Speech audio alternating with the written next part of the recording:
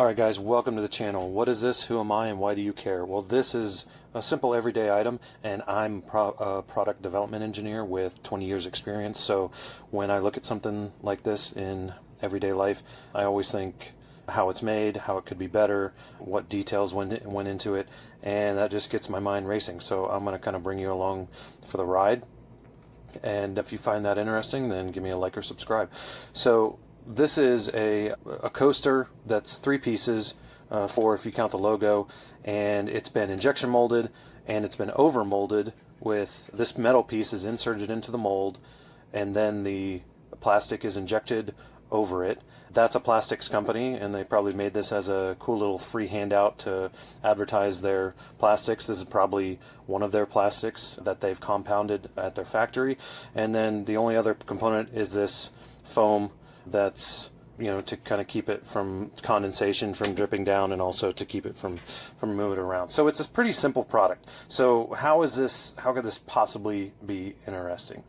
Well, first, the manufacturing process is kind of interesting to me, but I just told you guys that, so that's really all there is to it. You know, it's injection molded. This is inserted into the mold, and then it's injection molded over it, and then this is probably has a sticky back. This is just a sheet that's been stamped out of foam, and then maybe a die that they use to align it, and that's pretty much all there is to it. This logo is probably pad printed on there. Okay, so what do I think when I see something like this? Well, I think, how could I do it better? You know, how could I make this better at being what it is? And really what it is, it's not really, yeah, it's a coaster, with a built-in bottle opener, but primarily it's a advertisement of RTP, and they make custom formulated plastics compounds. I know, I've used them. They're very good. This isn't an advertisement. I don't have any relationship with them behind the scenes of this video, but I have used them in my professional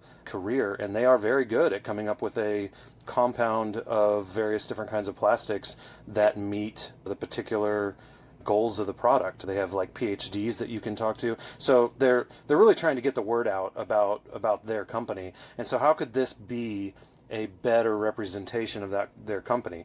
And for me, it would be, make the whole thing out of plastic. Maybe keep the foam if you want to, because there's not an easy way to replace the foam.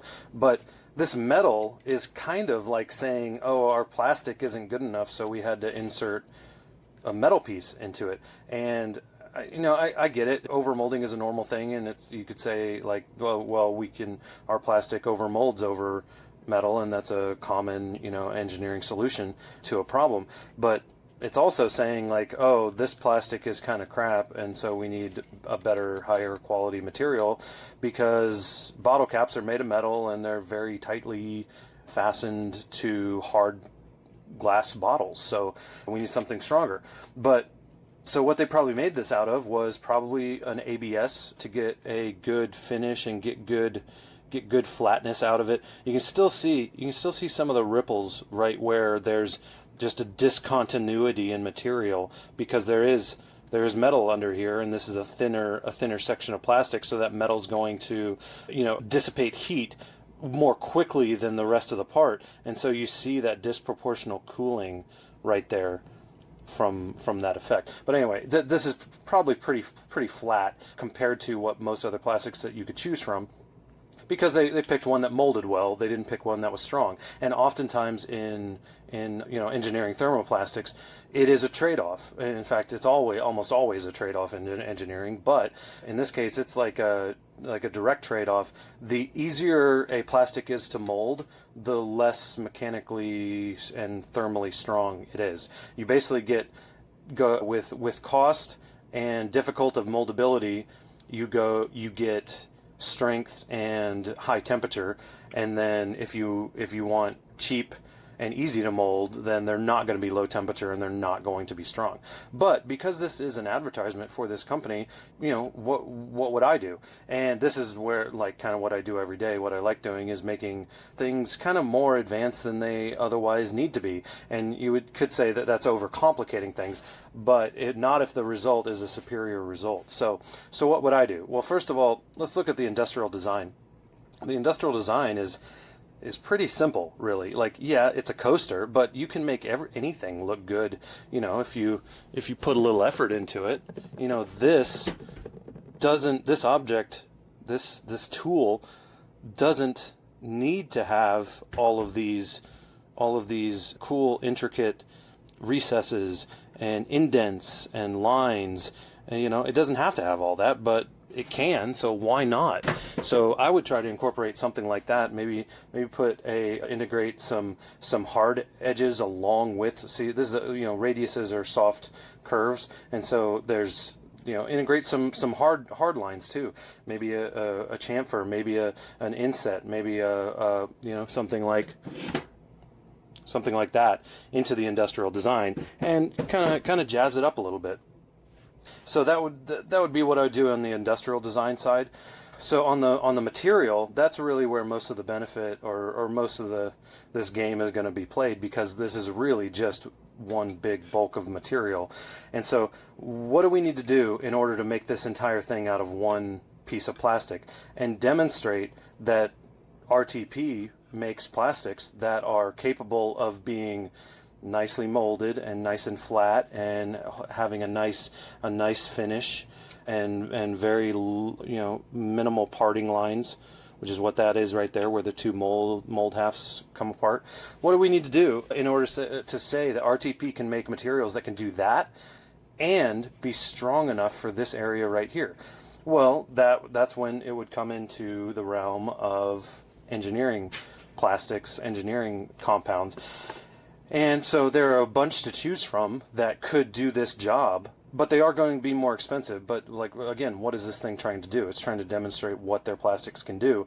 So a little bit of extra cost on the material side could really go a long way in making this a better advertisement for a plastics company in this case. So I would pick a material, something like PEI or PSU, or even a nylon 6 with a decent amount of glass content.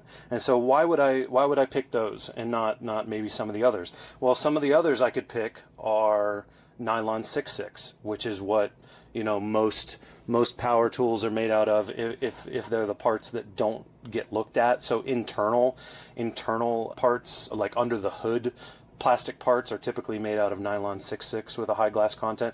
You could also go with PEEK, which is like a really high-end, high-performance plastic that is capable of being gears in a transmission. But that's a little too high-end. I don't think it needs to be PEEK, which is like pretty much the most expensive material, thermoplastic that you can make. I don't think we need that level of performance for this area.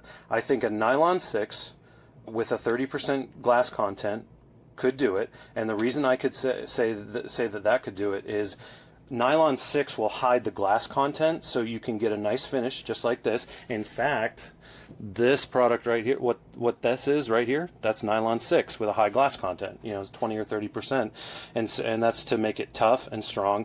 But nylon 6, the glass isn't visible on the surface. You can see it. It makes a nice finish, so that would be just fine for this part, especially made out of white, because the glass tends to show itself as white if it has a dark color, but this isn't even a dark color, so you wouldn't even have to worry about the glass on that in that case. And nylon 6 is only mildly more expensive than nylon 6.6, and you get those benefits of colorability, surface finish, and you don't see the glass content. But let's say there was something wrong with nylon 6 and we do need to go up to something higher end that would be strong enough of surviving, these tiny little features surviving,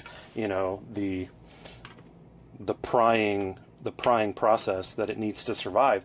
You could go up to something like polysulfone, PSU, or PEI, which are kind of like the budget peaks. They're pretty close in strength to the ether ketone, which is PEEK, but they're maybe like half as expensive, or even maybe a quarter as expensive, and you can still get all those wonderful properties. And then on top of it, you'll get the thermal resistance, the high heat. So you put something pretty hot on this, and it's not gonna not going to deform it. You're not going to be left with indents in the local areas where the cup made contact, you know, a really hot cup made contact with it. So that's what I would, the two big things that I would do to jazz this thing up would be the industrial design and make the whole thing out of plastic. Get rid of this metal nonsense. You're a plastic company, for crying out loud. You know, demonstrate the real value in your polymers by making one that can survive doing its job without needing a metal stamping in the middle of the plastic part. So, all right. Well, I hope you guys enjoyed it. Again, I'm a product development engineer. This is the type of stuff I think about all day long. If that interests you, then please give me a like and subscribe, or even share with one of your autistic friends that might find this type of information interesting. Take care, guys.